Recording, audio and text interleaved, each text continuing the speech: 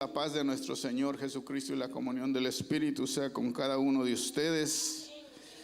El que tiene oído para oír, oiga lo que el Espíritu dice a la iglesia. Dice en el versículo 2: porque os celo con celo de Dios, pues os he desposado con un solo esposo, para presentaros como una virgen pura a Cristo. Pero temo que como la serpiente con su astucia engañó a Eva, vuestros sentidos sean de alguna manera extraviados de la sincera fidelidad a Cristo. Porque si viene alguno predicando otro Jesús que el que os hemos predicado, o si recibís otro espíritu que el que habéis recibido, u otro evangelio que el que habéis aceptado, bien lo toleráis. Gracias, Padre, en el nombre de Jesús te damos en esta hora por tu palabra, Señor, que será expuesta por ti, oh Dios. Me pongo en tus manos, Señor, para que yo sea nomás un instrumento, Señor, de lo que tú quieres hablar a tu pueblo, Padre, y que tú has hablado a tu pueblo a través de los siglos, desde que tu iglesia ha comenzado, mi Dios. Muchas gracias, Padre. Tu palabra es bendita, tu palabra es pura, es viva, es eficaz, Señor. Necesitamos tu palabra, nuestro espíritu necesita tu palabra, Señor. Nuestra vida necesita de tu palabra, Padre. En el nombre de Jesús nos ponemos en tus manos, Señor. Amén y amén. Pueden tomar sus lugares. Vamos a hablar de un tema que es un poco incómodo, ¿verdad? Inclusive muchas congregaciones ya no lo mencionan este tema con el nombre que en verdad lleva, sino que le han cambiado el nombre. Pero es muy importante para la iglesia, para el cristiano, conocer acerca de lo que vamos a hablar en esta noche, que es acerca de el pecado. Había un temor, hermanos, había un temor en el apóstol Pablo. Dice en el versículo 2: porque os celo con celo de Dios, pues os he desposado con un solo esposo, para presentaros como una virgen pura a Cristo. Cuando hablábamos de las vírgenes, ¿verdad? ¿Se acuerdan que la muchacha se iba a pedir y se hablaba con el padre de la muchacha y se hacía un pacto con vino y se le daba un pago, ¿verdad? Se le daba un dote, un pago mínimo de $200. Bueno, sí, 200 para que no se compliquen con las monedas hebreas, pero 200 denarios, ¿verdad? Por una virgen. Ahora, cuando ya se hacía ese pacto, se tomaba el vino y se pagaba ese dinero, el padre de familia se hacía responsable, el padre de la novia se hacía responsable de cuidarla hasta el día en que se casaran. Él era el responsable de que cuando el día en que se casaran, esa muchacha fuera virgen. Y porque ya estaba desposada, prácticamente ya estaba casada, ¿verdad? Si se rompía ese compromiso, si la muchacha no era virgen cuando se casaba, el papá de ella tenía que pagar 4 veces lo que había recibido por ella. Si recibió 200, ¿cuánto tenía que darle al novio ahora? 800, hermano. Imagínense cómo no la iba a cuidar, porque tenía ese compromiso y la muchacha tenía que santificarse, tenía que purificarse, se llamaba en aquel entonces, a través de baños que hacían ríos de agua corriente y todo eso. Y aquí el apóstol Pablo usa esto que usaban en las bodas. Dice él: porque os he desposado con un solo esposo, ¿verdad? ¿Quién es ese esposo? Cristo Jesús. Con un solo esposo los he desposado, están comprometidas con él. Dice: y mi responsabilidad mía es presentarlos a ustedes, a la iglesia, como una virgen pura a Cristo. Ese era el celo de Pablo, ese era el deseo de Pablo. Para eso trabajaba Pablo, para eso oraba por las iglesias, para eso mandaba cartas a las iglesias, para eso les predicaba, para eso las visitaba, para eso ponía pastores en las iglesias, ponía diáconos y obispos y todo eso, para que la iglesia fuera una iglesia como la iglesia por la que Cristo viene, que tiene que ser santa, sin mancha y sin arruga. Pero había un temor en medio de todo eso. Había un temor del apóstol Pablo. Dice que, pero temo, fíjese, que como la serpiente con su astucia engañó a Eva, vuestros sentidos sean de alguna manera extraviados de la sincera fidelidad a Cristo. De la manera con que la serpiente engañó con la astucia a Eva, tengo ese temor que vuestros sentidos sean desviados. Porque si viene alguno predicando a otro Jesús que el que os hemos predicado, o si recibís otro espíritu que el que habéis recibido, u otro evangelio del que os habéis aceptado, bien lo toleráis, ¿verdad? En aquel entonces, como hoy, hermanos, había muchos evangelios diferentes. El tema que vamos a hablar, cuando está hablando aquí de el engaño a Eva, ¿qué produjo el engaño a Eva? La astucia de la serpiente engañó a Eva, ¿y qué produjo? Pecado, ¿verdad? Pecado. Y eso es lo que vamos a hablar ahora, pecado. Y es un tema, digo, muchas veces incómodo. Algunas iglesias ya no le llaman pecado, le llaman error, ¿verdad? Cometimos un error, aquel que anda en error. Porque como que pecado se oye un poquito muy fuerte. Pero fíjense que en la palabra de Dios, hermanos, en toda la Biblia, 800 veces se menciona acerca del pecado. Más que misericordia, más que perdón, más que bendición, más que salvación, más que el amor, se habla más de pecado. 800 veces se habla de pecado. Ahora, las demás, bendición, salvación, amor, misericordia, perdón, se hablan menos de 600 veces. Fíjese la importancia que le da Dios a este tema, que muchas iglesias, congregaciones ya no lo quieren tocar. Ahora, Jesús habló más del pecado que de la salvación, que del amor y que de todo eso. Habló más del pecado. Hay 213 versículos de Jesús hablando acerca del pecado, y hay 203 versículos que hablan acerca de la salvación. O sea que el pecado, si hay pecado, no hay salvación. Entonces, primeramente hay que enseñar, hay que predicar, hay que hablar, hay que alertar acerca de lo que es el pecado para que haya salvación. 213 textos a 203, 10 versículos más que hablan acerca de el pecado. Ahora, si las escrituras, hermanos, le dan un énfasis importante o preponderante a este tema, ¿por qué hoy en día como que no se habla mucho en muchos lugares acerca de esto? Si es el tema fundamental. Dios enfatiza en el tema del pecado porque nosotros necesitamos profundizar sobre su naturaleza y sus efectos en el ser humano.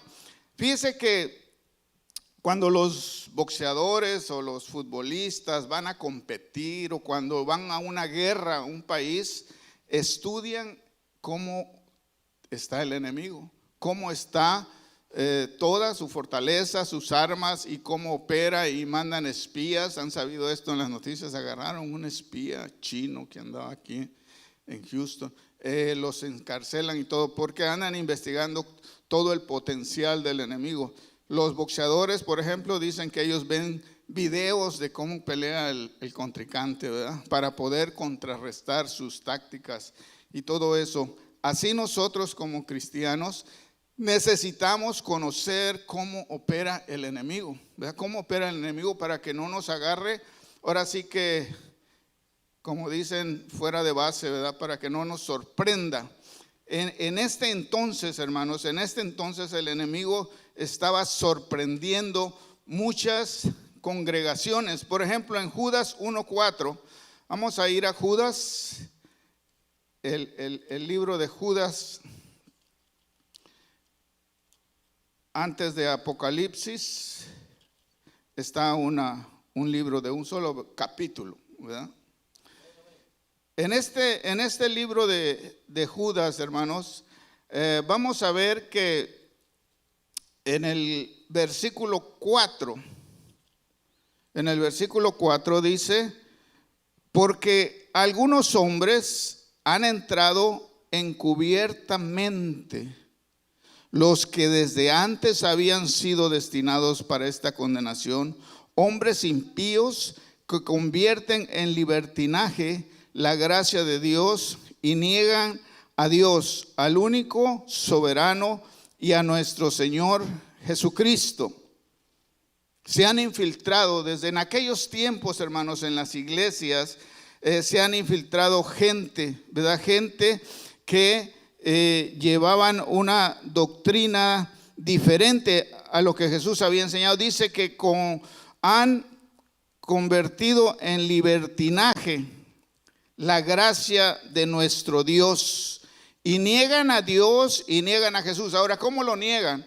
Lo niegan con sus acciones, los niegan con sus prácticas, aunque no lo niegan verbalmente, pero lo están negando con sus prácticas. Un joven se fue a un país que se llama, ¿dónde están los canguros? ¿Cómo se llama? Australia, ¿verdad? Donde están los canguros. Y el hermano se fue para allá y lo primero que hizo, pues buscar una iglesia, ¿verdad? Buscar una iglesia. Y dice el pastor que le habló a este hermano después de unos días. Y el pastor lo primero que le preguntó si ya estaba congregando, ¿verdad? Si ya estaba congregando. Y dijo él: sí, dice, ya encontré una iglesia, dice. Este sábado, dice, nos hicieron a los que estuvimos nuevos, que recién llegamos en este mes, nos hicieron una reunión de bienvenida. Dice: ¿y cómo estuvo esa reunión? Dice: no, dice, hicieron baile. Dice, pero él es colombiano y la congregación que encontró creo que es colombiana. No, dice, con bachata y con merengue y con todo eso. Dice, pero un baile.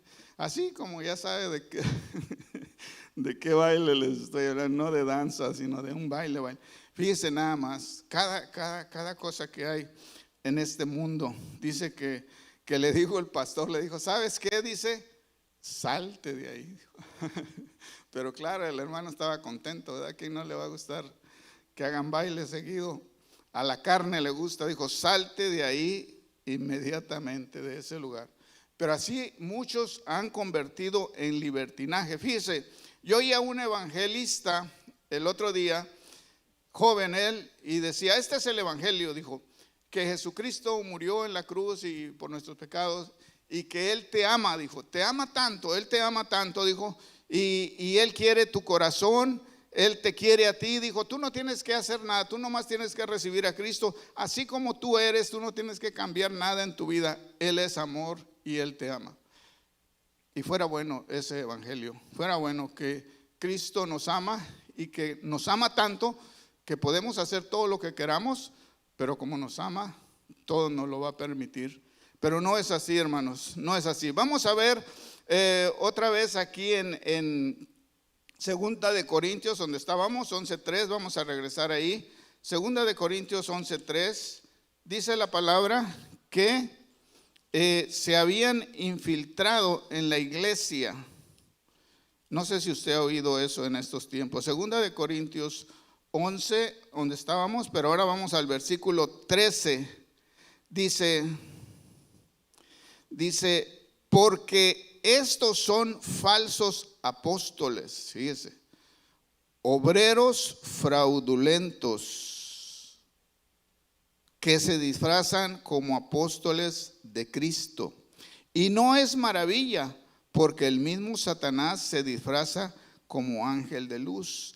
Así que no es extraño si también sus ministros se disfrazan como ministros de justicia, cuyo fin será conforme a sus obras, ¿verdad? Cuyo fin será conforme a sus obras. Ahora, el apóstol Pablo, enterado de todo esto, ¿verdad?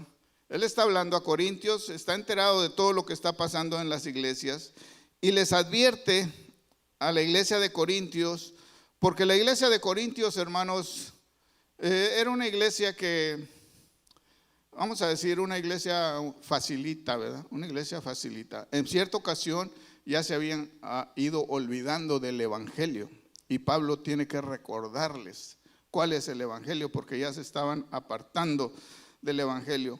Pero el enemigo es el mismo, hermano. Nosotros estamos, vamos a ver que nosotros estamos, la iglesia, el evangelio de Jesucristo puro y verdadero, estamos como en el jardín del Edén.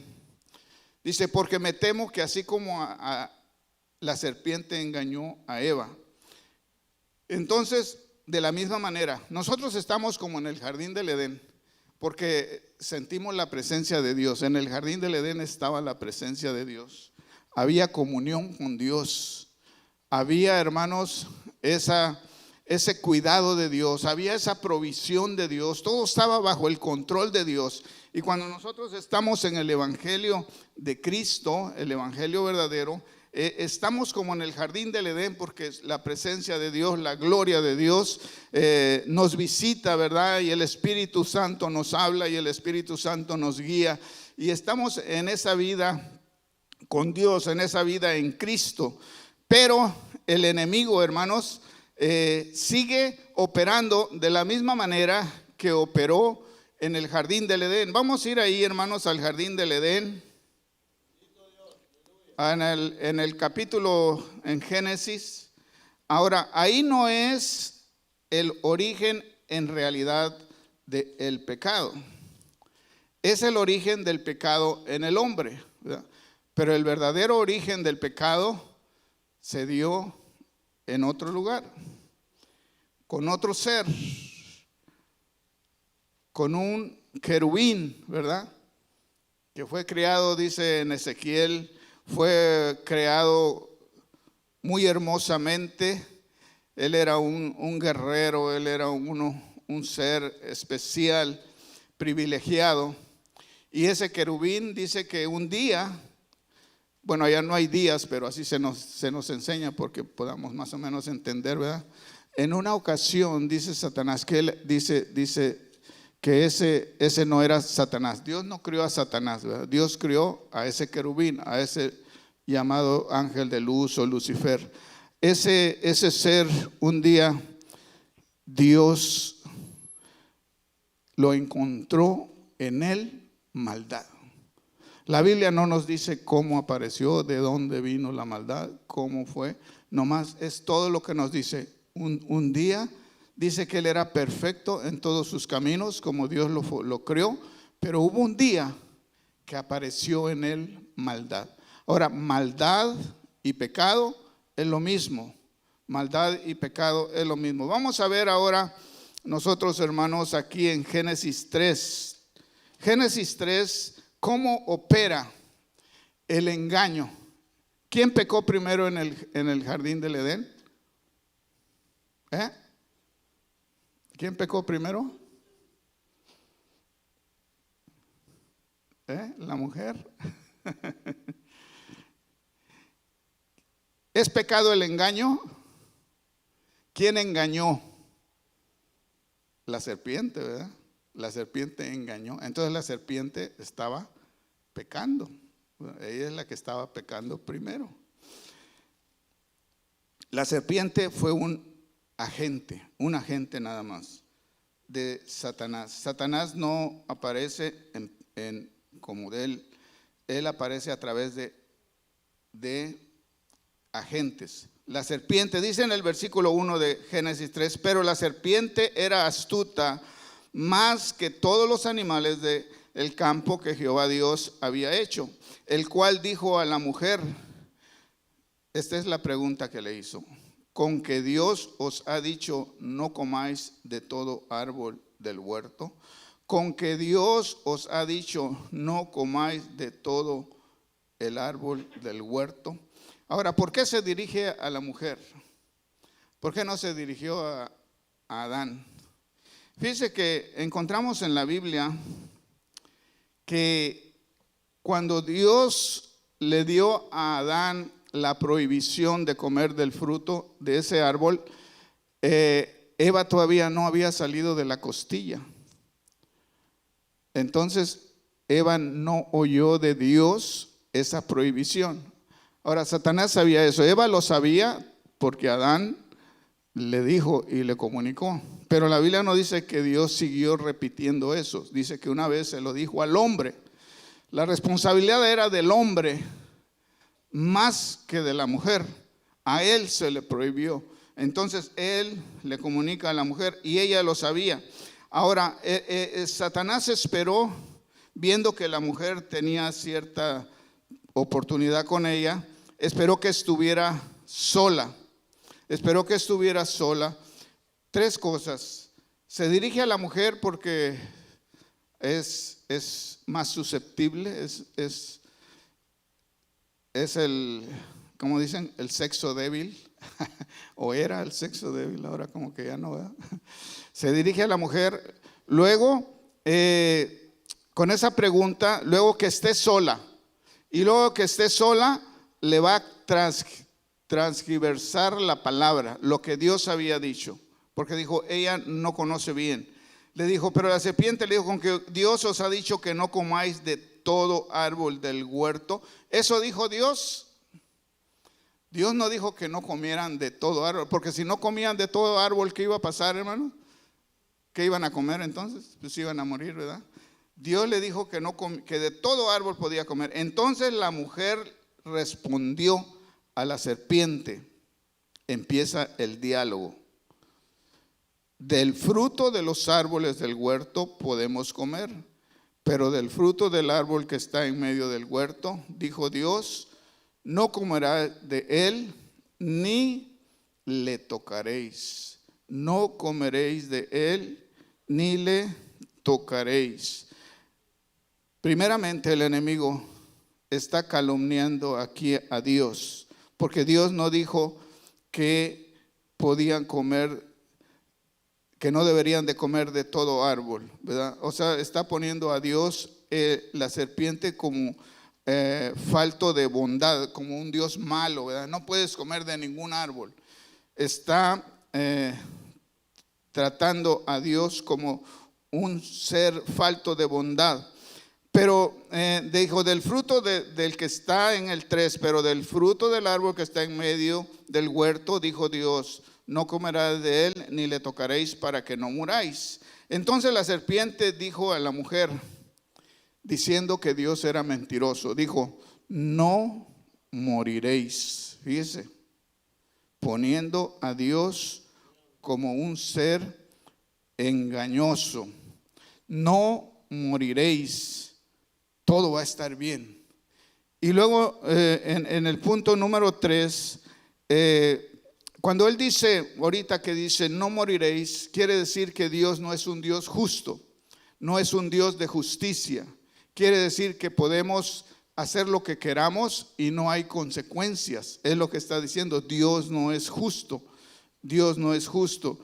Entonces la otra pregunta que le hace en el versículo 5 dice, sino que sabe Dios el día que comáis de él, serán abiertos vuestros ojos y seréis como Dios, sabiendo el bien y el mal.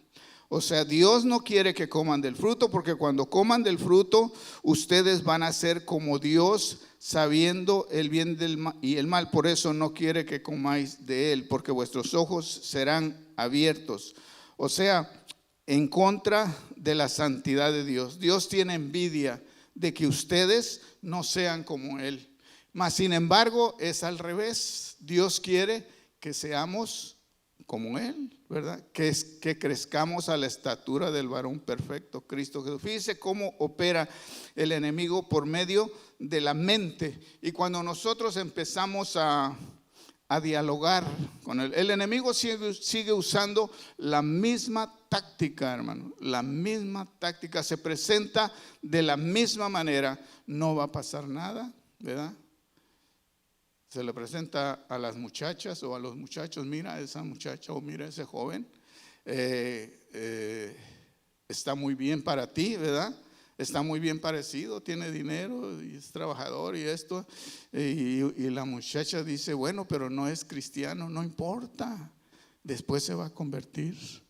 Pero no quiere que nos casemos, él quiere vivir la vida de unión libre. Pues no importa, no va a pasar nada, ¿verdad? Y empieza a dialogar. Cuando el hombre o la mujer empiezan a tener un diálogo, hermano, con esas ideas del enemigo, es cuando el enemigo tiene la oportunidad de sembrar algo que sembró en Eva, que es la duda. Ese era el propósito del enemigo, sembrar la duda en Eva. Le hace esa triple proposición. Con Jesús trató el diablo 3 veces, fíjese, 3 veces. La primera vez fue en el jardín del Edén, la segunda vez fue con Jesús, y en estos tiempos está tratando por 3ª vez con la iglesia. Satanás no trata con los del mundo, hermanos, porque los del mundo pues son de él, ¿verdad? Pero él trata con los que somos de Cristo. Él tenía un lugar privilegiado en el cielo. ¿Sabe por qué él no quiere que nosotros vayamos al cielo?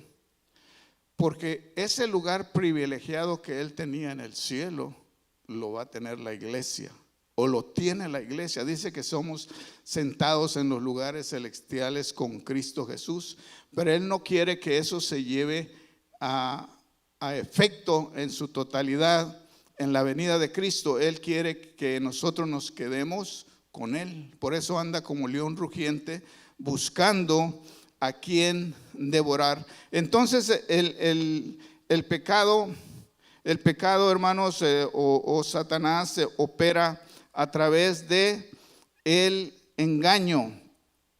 El pecado, hermanos, es desobedecer a Dios, ¿verdad? Es violar la ley de Dios. Dice la Biblia que el pecado es violar los mandamientos de Dios, es hacer una mala acción. Pero el pecado también es algo que se lleva en el corazón. Dice en el libro de los Salmos que cuando hay pecado en el corazón, nuestras oraciones no son escuchadas.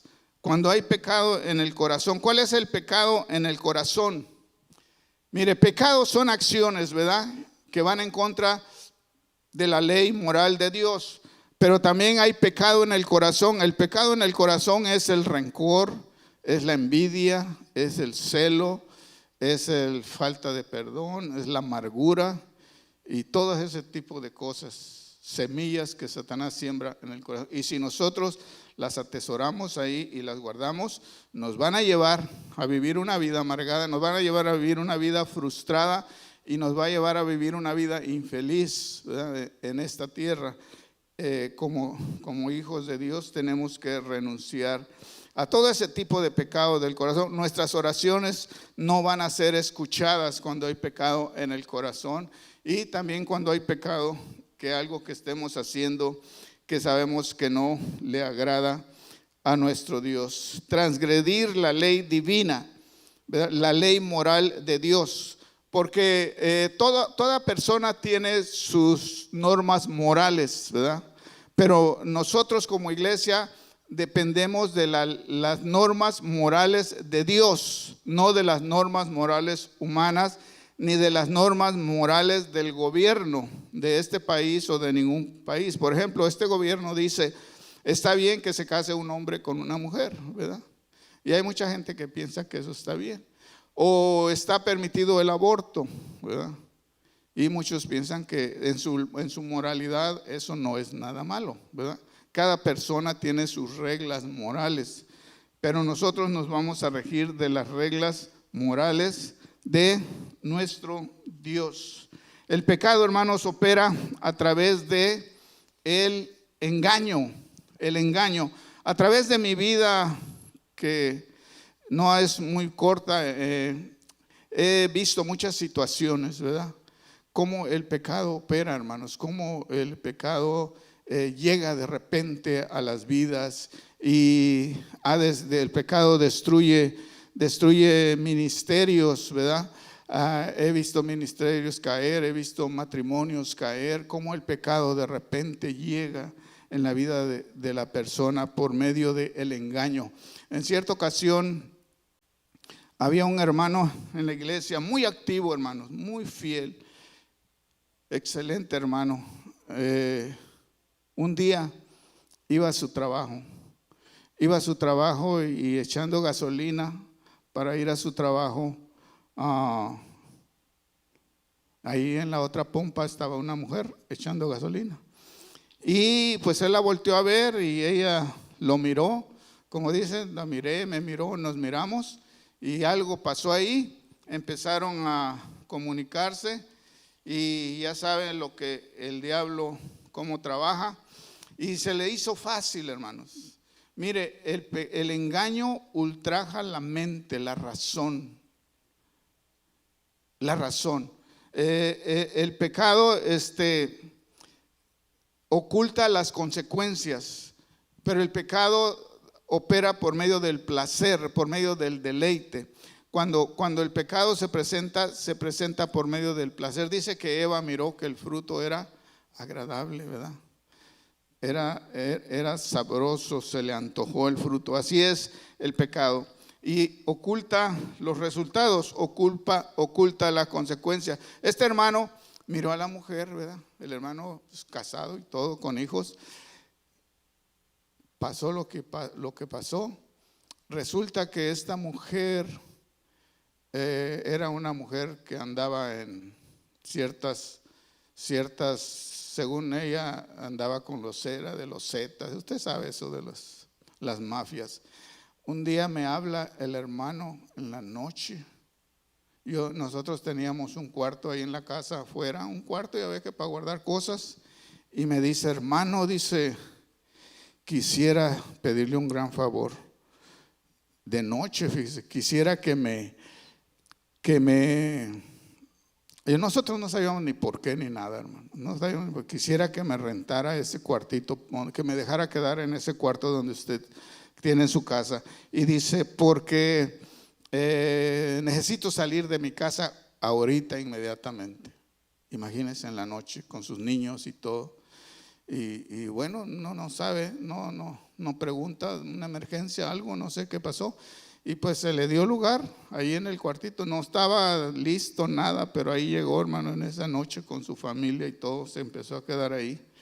Después nos enteramos que esta mujer lo había amenazado con ir a su casa, ya sabía dónde vivía. Y él, para proteger su familia, imagínese, hermano, cómo el pecado oculta las consecuencias, pero le presenta el placer. Ese es el potencial que tiene el pecado. Presenta el placer y engaña a través de el placer. En Romanos 6:21, si me acompañan ahí a Romanos 6:21, adelante de los Hechos, el apóstol Pablo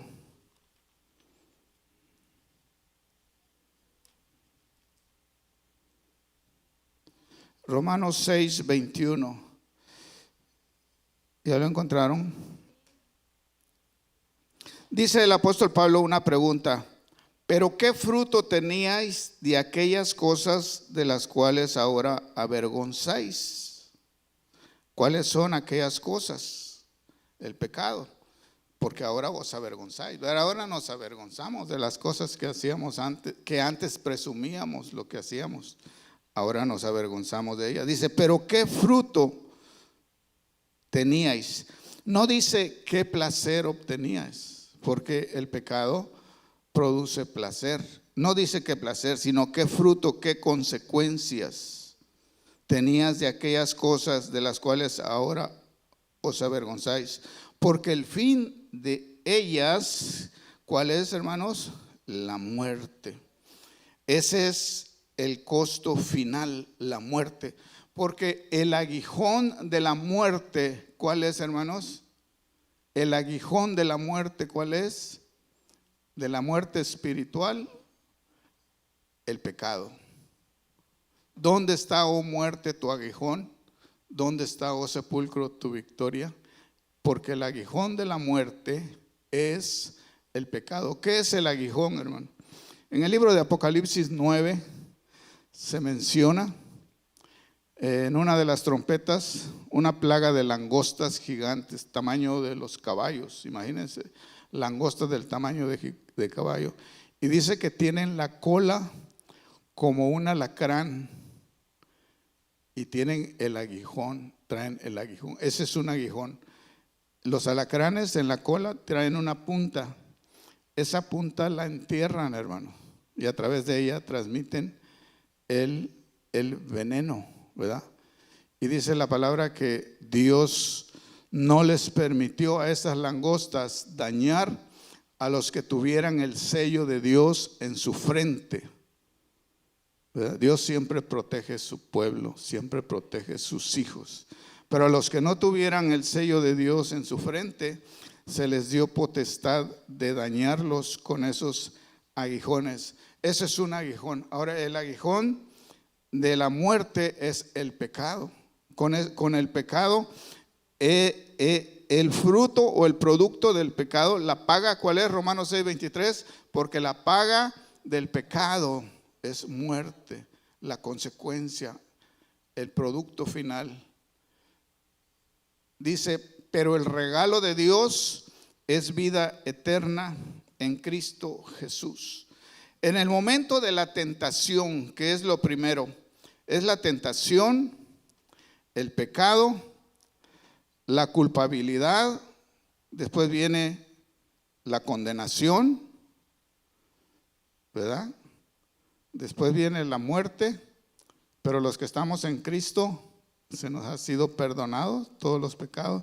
Ninguna condenación hay para los que están en Cristo, para los que no andan conforme la carne, los que no andan en el pecado, sino conforme el Espíritu. Ninguna condenación. Ese es el orden de las cosas. Primero es la tentación a través de un agente. Mire, un agente puede ser una persona, puede ser una mujer, ¿verdad? Puede ser un hombre. Un agente puede ser un trabajo, que le ofrecen un buen trabajo, muy buen dinero. Un agente puede ser quizás un talento que la persona tenga. Si usted estudia la historia de Elvis Presley o la historia de una mujer que apellida Houston, creo que ya murió, una de las grandes cantantes de mujeres de color. Ella era hija de un pastor, hermanos, era hija de un pastor y cantaba en su iglesia, así en la alabanza. Llegó un hombre que hacía discos y hacía todo eso y le propuso grabar con él. Y pues luego el dinero, ¿verdad? ¿Cuánto vas a ganar en el primer disco? Y pues se fue. Hija de pastor. Elvis Presley también cantaba en un coro y ella murió en drogas, hermano. Murió en las drogas. Elvis Presley cantaba con su primo en una iglesia y también les ofrecieron y el primo no aceptó. El primo no aceptó. Y Elvis Presley, ¿qué pasó con él? Sí aceptó, hermanos, ¿verdad? Él llegó a tener sus carros de oro y de diamantes y todo eso. Pero ¿cómo murió? En las drogas. Fíjese el engaño de Satanás, hermano. Les puso todo el mundo, todo el dinero y lo ganaron, hermano, y lo disfrutaron. Pero el final, ustedes son míos.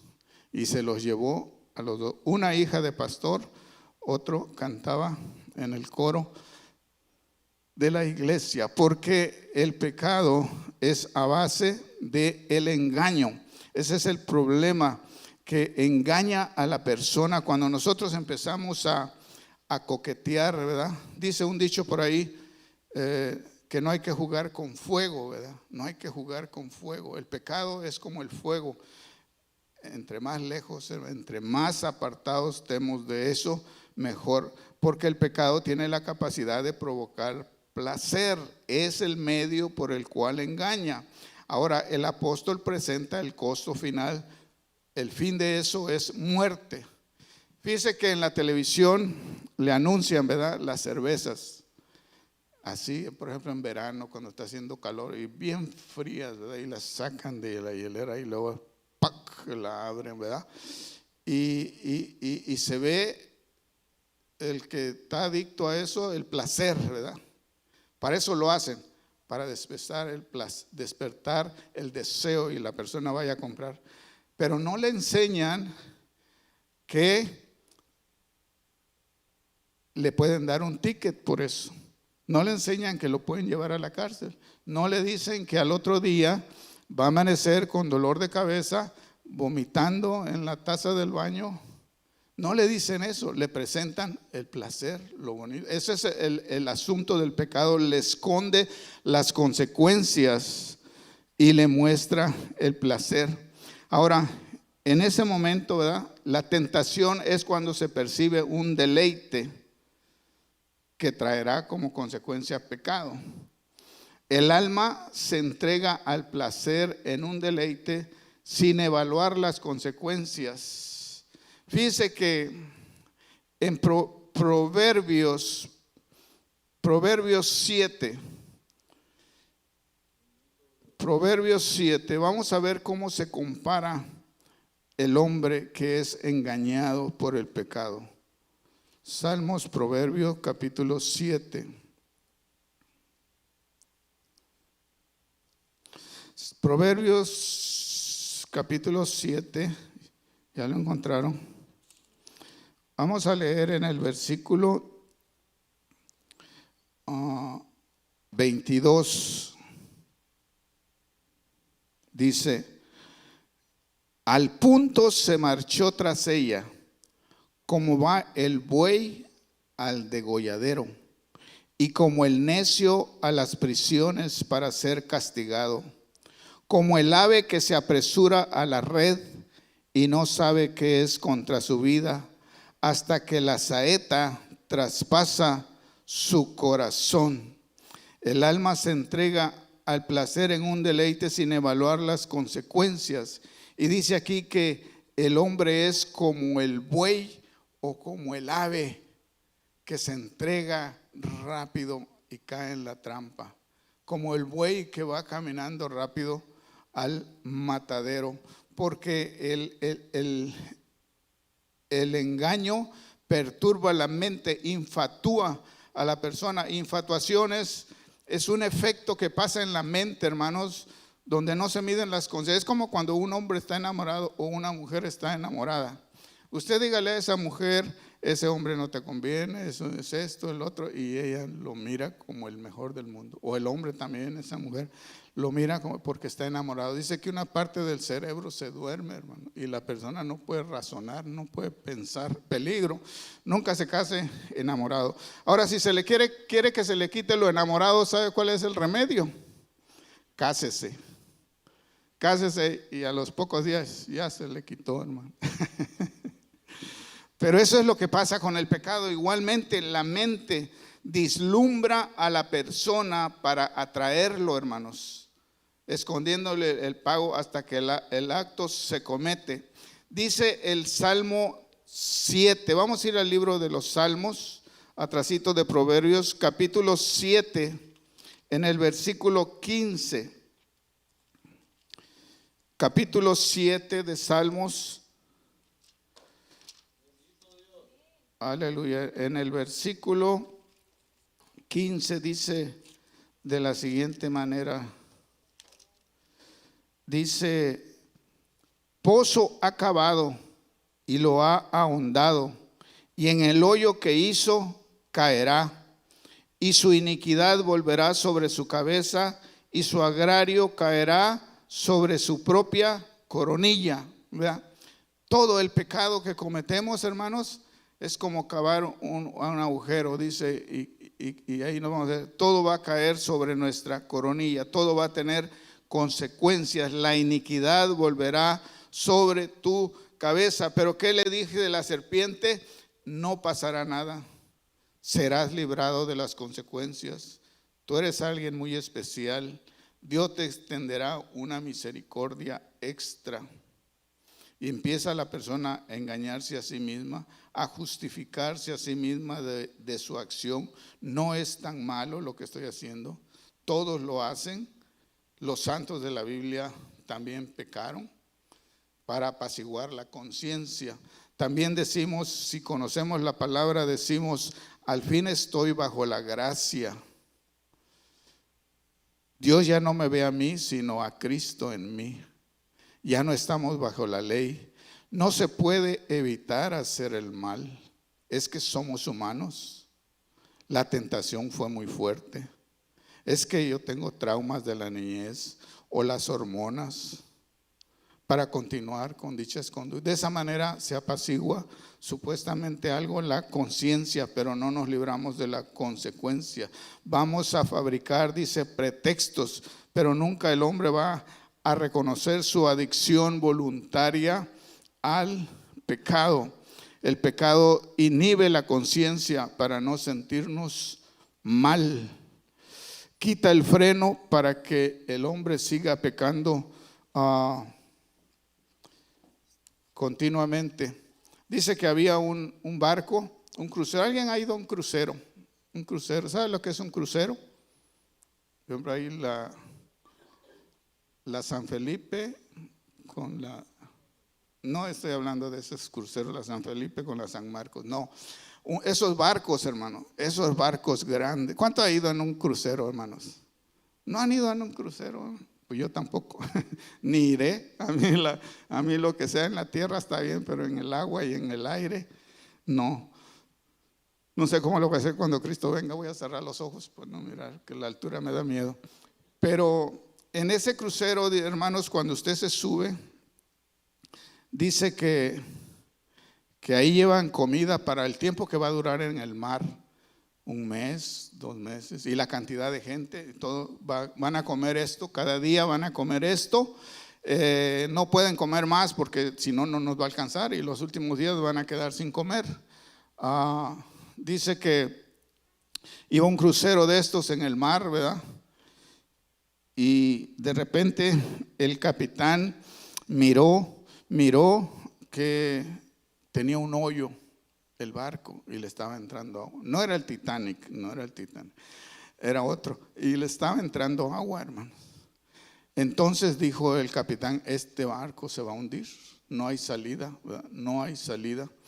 Y anunció por la bocina y dijo, pasajeros, bueno, no sé cómo dijo, este barco, no dijo este barco se va a hundir, dijo, desde ahorita en adelante, desde este momento, ustedes pueden comer todo lo que quieran, pueden tomar todo lo que quieran, pueden hacer todo lo que quieran, porque él sabía que el barco se iba a hundir. Y pues iba a hundir toda la comida y todo eso. Digo, antes que se hunda, pues que se lo coman, que disfruten estos últimos momentos. Y la gente empezó, hermanos, y oiga, y podemos hacer todo, y podemos tomar de esto, nos podemos emborrachar. Y la gente estaba en todos los placeres dados y por haber. Y de repente va un barco, hermano, otro crucero, se acerca y mira que le está entrando agua al barco. Entonces el hombre, el capitán, otra vez el otro capitán, ¿verdad?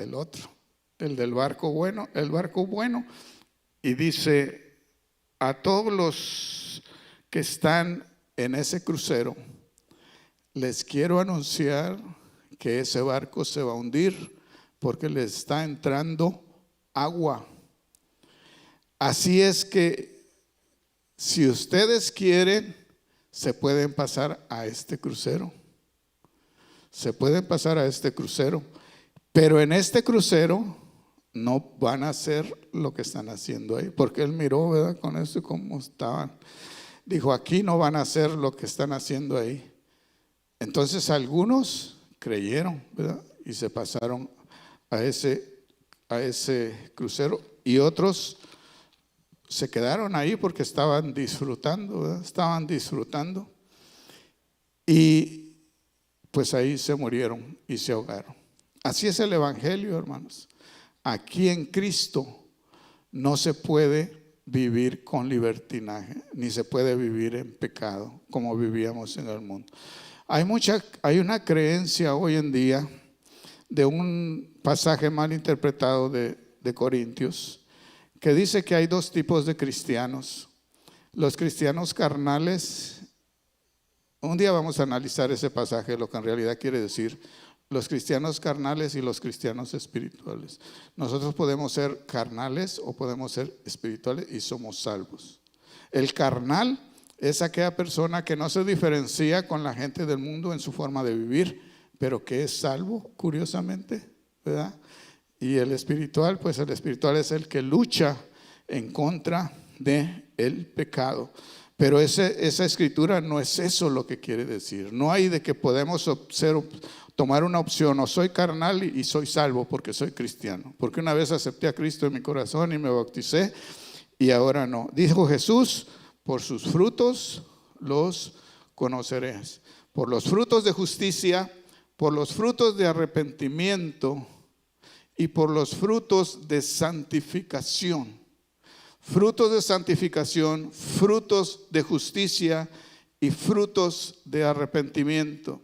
En estos días que está pasando, que según celebran, ¿verdad?, que la semana no sé qué santa y todo, Jesús realizó un milagro.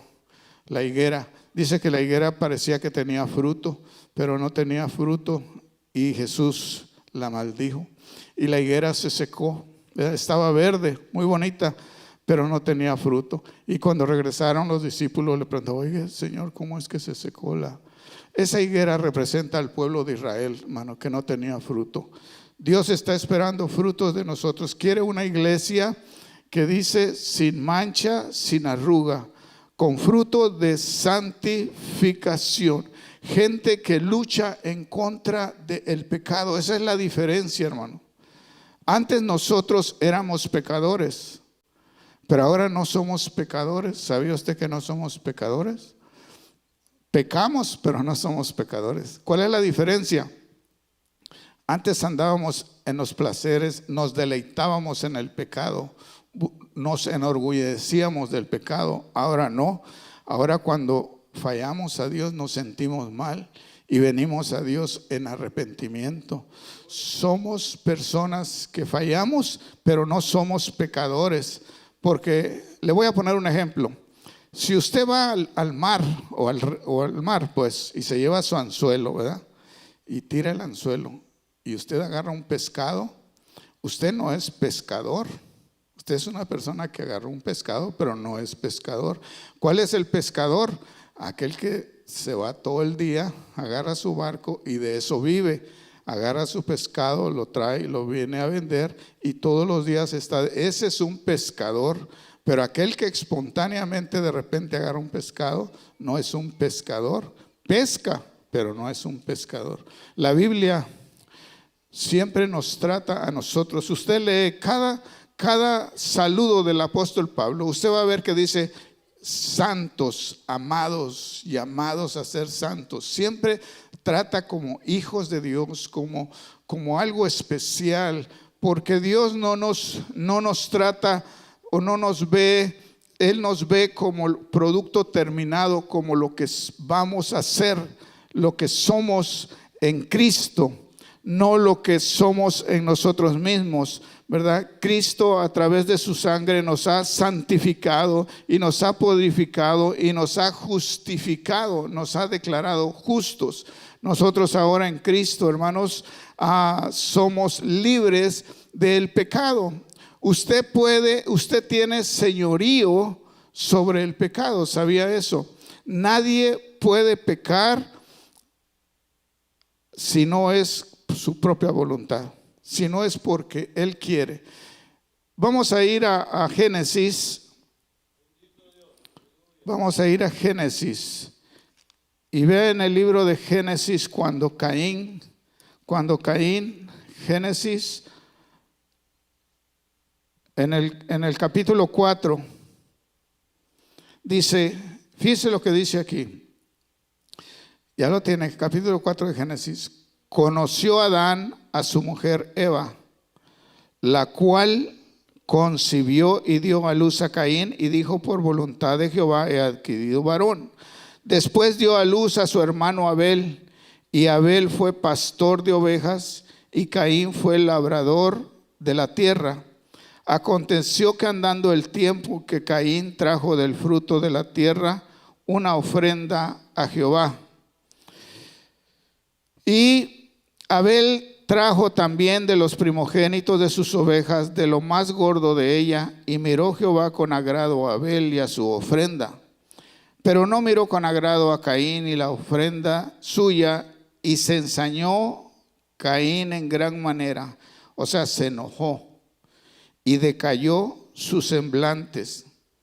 Entonces Dios habla con Caín y le dice: Caín, ¿por qué te has ensañado? ¿O por qué te has enojado? ¿Por qué te has molestado? ¿Por qué ha decaído tu semblante? Le dice en el versículo 7: si bien hicieres, no serás enaltecido, y si no hicieres bien, el pecado está a la puerta. Con todo esto, a ti será su deseo, y tú te enseñorearás de él. Fíjese, desde aquel tiempo dijo: el pecado, tú eres su deseo. Nosotros somos el deseo del pecado.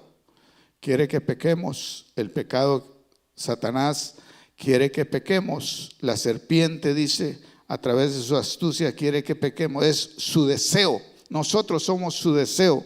Dice: pero tú te enseñorearás de él. Desde aquel tiempo, hermanos, Dios le ha dado al hombre señorío sobre el pecado. ¿Y quiénes efectuaron este señorío sobre el pecado? Enoc, Noé, ¿verdad? Llevaron a cabo ese señorío. Usted tiene señorío sobre el pecado. Nadie nos puede obligar, porque si alguien nos obliga a pecar, no es pecado, hermanos. El pecado es cuando nosotros voluntariamente hacemos lo que es contrario a la voluntad de Dios, lo que es contrario a su ley moral. Vamos a ver, hermanos, ya para terminar, que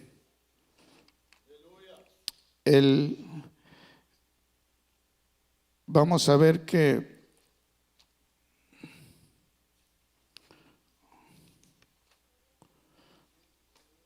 aleluya. Vamos a ver que hay una conducta que Dios quiere en nosotros. Una conducta que Él se agrada, hermanos. Una conducta que Él se agrada de nosotros. Por ejemplo, cuando fallamos a Dios, Él se agrada de el arrepentimiento.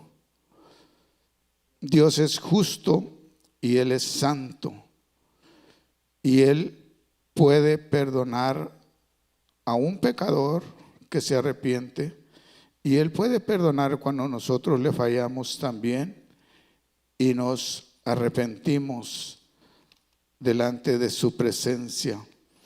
Él puede, hermanos, limpiarnos, Él puede santificarnos. Tenemos que reconocer solamente nuestro pecado, confesando y arrepintiéndonos. Tenemos que tener un estilo de vida que se va conformando a Dios, que se va haciendo a la imagen de Dios.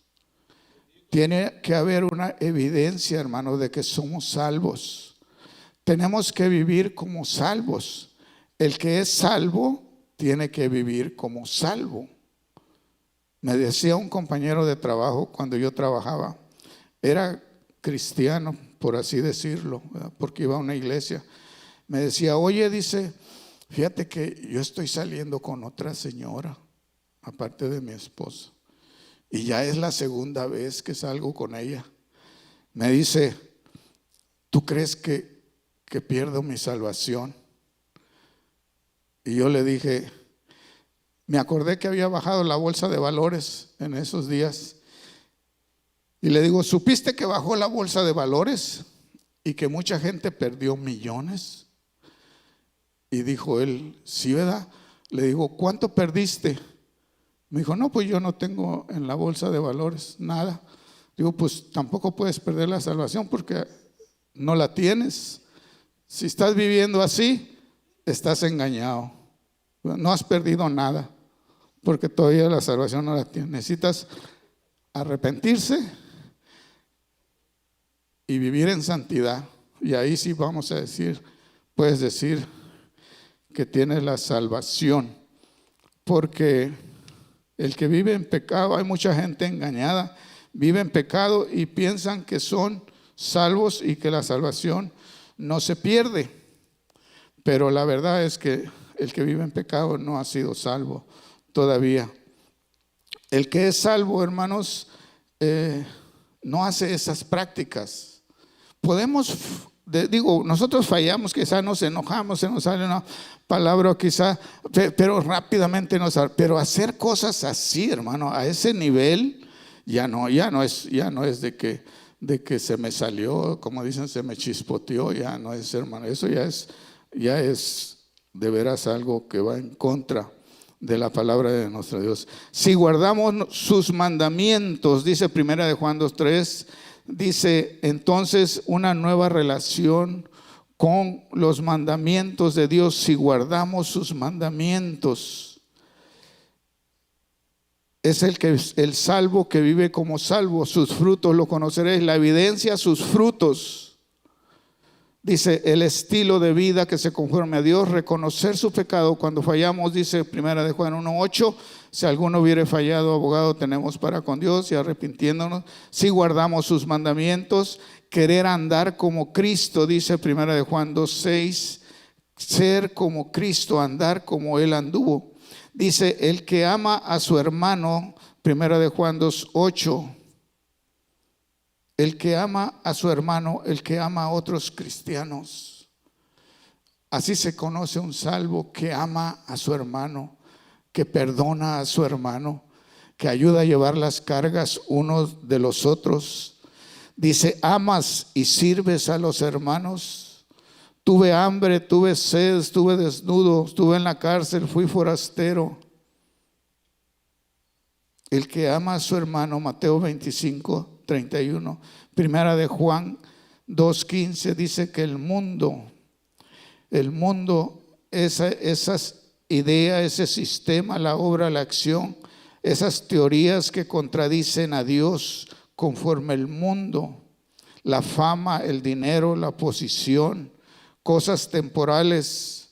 Había un hermano que dijo, hermano, oren por mí porque voy a abrir un negocio. Y el pastor oró por el hermano porque iba a abrir un negocio. Pasó el tiempo y el hermano ya no fue a la iglesia. Se desapareció, se lo tragó la tierra. No se murió. Un día se lo encuentra el pastor y le dice, hermano, dice, ya no te he visto en la iglesia. Ay, hermano, dijo, ¿qué cree? Dijo, es que se acuerda que pedí que abriera un negocio. Dijo, ya tengo 4 sucursales, dijo, y voy a abrir otra sucursal. Eso pasó allá en México. Voy a abrir otras sucursales en Guadalajara y en Chihuahua y todo eso. Dice, pues usted cree que va a quedar tiempo para ir a la iglesia. Ay, Señor, esos son los agentes que usa Satanás. ¿Sabe quiénes son fueron agentes de Satanás por un momento? Pedro. Y Jesús lo detectó y le dijo, apártate de mí, Satanás. Pedro le dijo a Jesús, no subas a la cruz. ¿Para qué? Hay que buscar otra manera para salvar al hombre. ¿Y qué dijo Jesús? Quítate de mí, Satanás. Otro que fue agente de Satanás no solo fue la serpiente, Judas. Dice que Satanás entró en Judas. Agentes de Satanás, hermano. La serpiente, y hay muchos otros agentes que Satanás usa para el creyente, para sacarnos, hermanos, para que caigamos, para que la paga del pecado sea muerte en nosotros, y muerte espiritual. Muerte quiere decir separación. Separación en dos aspectos. Separación espiritual. Cuando Adán cae, se separa de Dios completamente. Ya no hay comunicación con Dios, ya no hay comunión con Dios. Él se esconde de Dios porque ya estaba muerto espiritualmente. Pero cuando muere físicamente, separación ahí es del alma y del espíritu con el cuerpo. Ese es el otro tipo de muerte, la muerte física y la muerte espiritual, separación de Dios, y la muerte física, separación del cuerpo con el alma. Ya el cuerpo ya no siente, ya no piensa, ya no nada. El espíritu, dice la palabra, se separa, se sale del cuerpo. ¿Qué somos nosotros, hermanos? ¿Cómo estamos? ¿Cómo estamos en relación al pecado? Tenemos que entrar, ¿verdad? Y permanecer luchando contra del pecado. Tenemos que detectar, hermanos, detectar cómo opera el pecado, cómo viene cómo nos quiere engañar, porque a muchos los ha engañado, hermanos, tristemente, ¿verdad? Pero que no caigamos en el engaño. Como dijo Pablo, temo que como la serpiente engañó a Eva, vuestros sentidos puedan ser engañados también por el enemigo. El enemigo entra al ser humano a través de la mente. La mente es la puerta de entrada, hermano. Los pensamientos. Aquí entra el enemigo y de aquí se va al corazón. Y del corazón se va al cuerpo, a las acciones. Tengamos cuidado con el pecado. Si Jesús habló tanto del pecado más que de otras cosas, es porque la iglesia le tiene que dar una importancia tal, como hizo José, huir del pecado, reconocer la tentación, huir de la tentación, porque Cristo viene y Pablo y los apóstoles y el Espíritu Santo nos quiere presentar a Cristo como una virgen, ¿verdad? Pura y sin mancha, sin pecado, limpios. Inmediatamente que usted sienta que le falló a Dios en algo, pídale a Dios perdón y reconcíliese con Dios, y no permita que crezca eso, porque llega a los pecados grandes, escandalosos, comenzaron con pecadillos chiquitos. Cuando empezamos a aceptar pecaditos, va creciendo y va creciendo y va creciendo hasta que llega el hombre a actuar locamente. Le dijo Dios, le dijo a Samuel, a Saúl, locamente has hecho. Cuando Aarón pecó contra Moisés, dijo, he actuado locamente, porque la razón es trastornada por medio del engaño. Vamos a ponernos de pie y vamos a orar a Dios. Nunca diga como Pedro, yo no voy a fallar, yo no voy a caer, yo no voy a pecar. No diga como Pedro eso. Yo no te voy a negar, dijo Pedro. ¿Y qué hizo Pedro? Le negó. En sus fuerzas no podemos, en nuestras fuerzas. Nunca diga yo, diga el Señor me sostendrá. El Señor me dará con la tentación. ¿Qué nos dará el Señor juntamente? La salida, hermanos.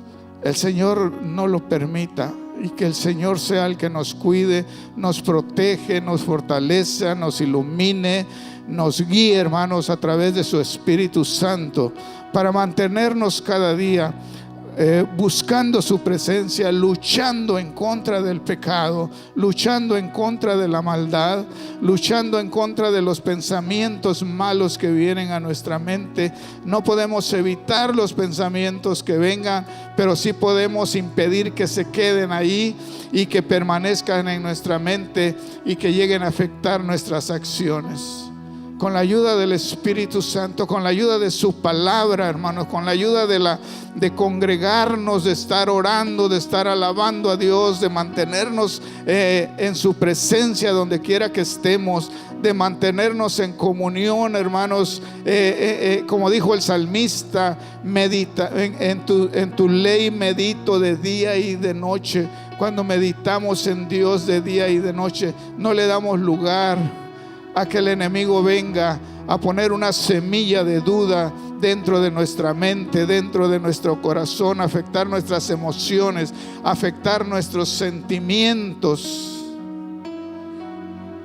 Saquemos todo sentimiento que sabemos que no es de Dios, todo celo, todo rencor, toda amargura, toda envidia, todo lo que sabemos que no le agrada a Dios. Si hay algo en nuestro corazón, arranquemos de raíz todo eso. Que nuestro corazón sea un corazón que está lleno del Espíritu de Dios. Somos templo del Espíritu de Dios. No tiene lugar el pecado en nuestra vida, hermano. No tiene lugar la maldad en nuestra vida, porque Cristo vive ahí. Porque ahora el Espíritu es el que controla. Porque ahora vivimos no conforme a la carne, sino que vivimos conforme al Espíritu. Estamos en el mundo, pero no somos del mundo. En Cristo somos más que vencedores.